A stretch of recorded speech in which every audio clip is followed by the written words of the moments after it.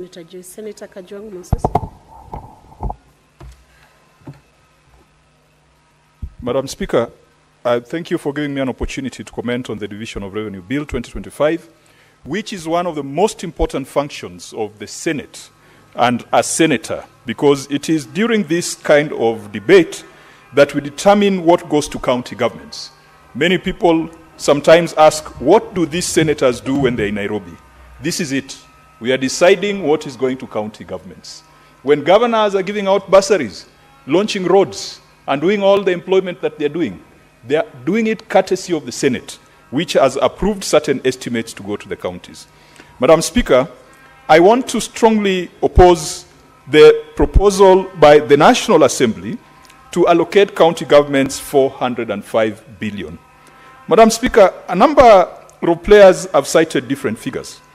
The Commission on Revenue Allocation, the constitutional body that is mandated to advise Parliament on allocations to county governments and division of revenue between the two levels of government, had proposed a 30 billion Kenya shilling increment from the last financial year. The National Assembly has proposed a 17 billion shilling increment. Madam Speaker, both positions by CRA and the National Assembly and Treasury are untenable because of discretionary expenditure and a few other factors that I'm going to highlight. Madam Speaker, the Senate has proposed 465 billion to be allocated to county governments, a position that I fully support. The Council of Governors has requested for 536 billion. That perhaps could be the ideal situation, but I will go with the Senate position of 465 billion, which, Madam Speaker, closely aligns with what the ODM party and the UDM parties signed up for in the 10-point memorandum. Madam Speaker, the two parties agreed to protect and strengthen devolution, to increase funding to county governments, and to protect devolution against clawback. And in the MOU, it was proposed that counties should get no less than 450 billion. Madam Speaker, for those of us who recognize a broad-based government, we can only recognize it if it is going to deliver 450 billion to county governments. Madam Speaker, beyond the politics, there's a bit of the science and the figures and the economics that will influence our decision as a House to decide how much goes to county governments. First of all, the Constitution requires that the basis of division of revenue between national and county governments should be the last revenue estimates as adopted by the National Assembly, as audited and approved by the National Assembly. Madam Speaker, this bill proposes that we use the base of 2020-2021. That is wrong, that is unconstitutional, and Justice Jairus Ngaah, not too long ago, in October last year, made a landmark ruling that said that where timelines have been specified in the Constitution, then they are not optional, they are not a suggestion, they are mandatory. Parliament must review, adopt, consider, debate, audited reports within 3 months of their presentation to Parliament. The National Assembly, by now, should have already adopted the revenue estimates for the financial year 2023-2024. And so it is wrong for them to propose or to purport that 2020-2021 should be the basis. On that point alone, Madam Speaker, someone is going to go to court. Is going to challenge the decision of Parliament to say that it is unconstitutional to base revenue on estimates that are 4 years old. Madam Speaker, if you are to base the revenue share on 2023-2024, then it would be possible to yield to counties the 465 billion that the Senate has proposed. Secondly, Madam Speaker, county governments face non-discretionary expenditure. A non-discretionary expenditure, we had that conversation previously, are expenditure arising from national government policy. Community health promoters, Madam Speaker, is an expenditure that has been put on the heads of county governments. The universal healthcare staff, who I believe could be the ones who are picketing outside Parliament, and they're doing it rightfully, because you saw the headline saying the nurses that nobody needs. This is a sick country. You cannot have a situation where you have nurses that are not needed. We can't have a situation where we train and educate our nurses only to export them to Qatar, to export them to UAE, and yet our people are still sick. Madam Speaker, we must ensure that the UHC workers are engaged in proper and decent terms of service, so that instead of them spending time in the corridors and the streets of Nairobi picketing, they should be out there dispensing and delivering health service, care, and attention to the sick people of this nation, and making sure that the Social Health Authority and the Social Health Insurance Fund and all those programs of the national government are successful.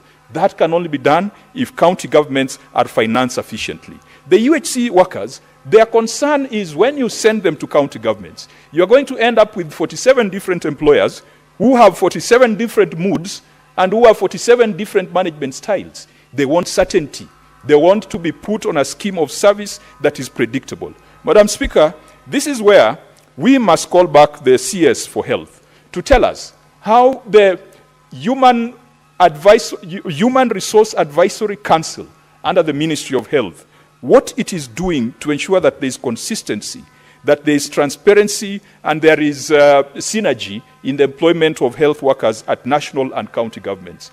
Health workers have cried for a National Health Commission, and President Ruto had assured us that the unveiling of the Human Resource Advisory Council under the Ministry of Health would be one step towards ensuring that our health workers were treated well. But with the picketing on the streets, it means that this is another spectacular failure of this regime, which we must correct for this broad-based arrangement to go forward. Madam Speaker, county governments deserve 465 billion because the functions that have been allocated to them have been kept in Nairobi. The road function. Madam Speaker, many of us, we go to Mombasa whenever we are going for conferences, and many of us are familiar with Nyali. There is a particular road which you cannot miss passing through. That is Links Road. Whenever a little rain falls, Madam Speaker, there's a part which is always flooded, and it is so bad that vehicles can be submerged in it. That road is a responsibility of the Kenya Urban Roads Authority. The governor of Mombasa is helpless. The governor of Mombasa gets stuck in the same floods. The same story applies in Nairobi City County. You have roads that are flooding, you've got pavements that are muddy, you've got pavements with trenches which are a threat to the lives and safety of Nairobians, and yet the governor cannot touch them. We must bring those functions back to the county. We must bring the roads function. We must destroy and demolish this thing called KERA. If it's going to remain in existence, let it be a parastatal or an entity that is run and controlled by county governments, and that money should form part of this division of revenue. We must do away with Kura, urban roads, and perhaps the only urban roads Kura could deal with, they need to be defined. But there is no business Kura has doing a road, bank road somewhere in Homa Bay, and when there is a problem, they are nowhere to be seen, and then the governor takes the blame. We must bring health, transfer it to counties, and fund it appropriately. Water, Madam Speaker, agriculture, housing, trade, markets. If we were faithful to the Constitution and fully devolve these functions, then counties deserve not just 465 billion, but the 536.8 billion that the Council of Governors have been asking for. Madam Speaker, even when we advocate for more funds to go to counties, we must call out some bad behaviors that we have seen in counties. Just this week, Madam Speaker, a county appeared before the Public Accounts Committee, a fairly small county by population. It has 10 elected MCAs. And because it has 10 elected MCAs, the law has capped the number of CECs to 6. So when you add the county secretary, the county attorney, the deputy governor, and the governor, that's when you get to 10. So the law has capped the number of CECs in the spirit that the county is fairly small, that 6 CECs can run it. But what does the governor do? The governor engages 36 advisors on all sorts of things under the sun. There is an advisor on the Equalization Fund, there is an advisor on cohesion, there is an advisor on things that you would expect the governor to have had knowledge of before he got into office. To make matters worse, Madam Speaker, a county with 6 CECs has got 31 chief officers. On average, every CEC has got 5 accounting officers under them.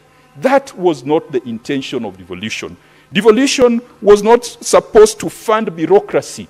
Devolution was supposed to fund development. And that is why I put it out there that 47 county governments as the apex of devolution is a bad idea. I never proposed the removal of counties. In the original proposal, which perhaps was the real people's proposal, we said that we needed to have bigger regional tiers where planning, coordination, legislation could be exercised, but implementation of development could be done at the county and ward and village level. My proposal in no way takes away the county tier, but I would like to see a situation where we deal with this kind of nonsense, where a 10-member assembly is dealing with 36 advisors and 31 chief officers, and Madam Speaker, that mess is replicated across the counties. Governors must prove to us that they are responsible and they are prudent. Governors must also prove to us that they will stop wastage. We went to Uasin Gishu over the weekend. We found projects worth close to 2 billion Kenya shillings, Madam Speaker, stalled when almost 60% of the funds have been committed.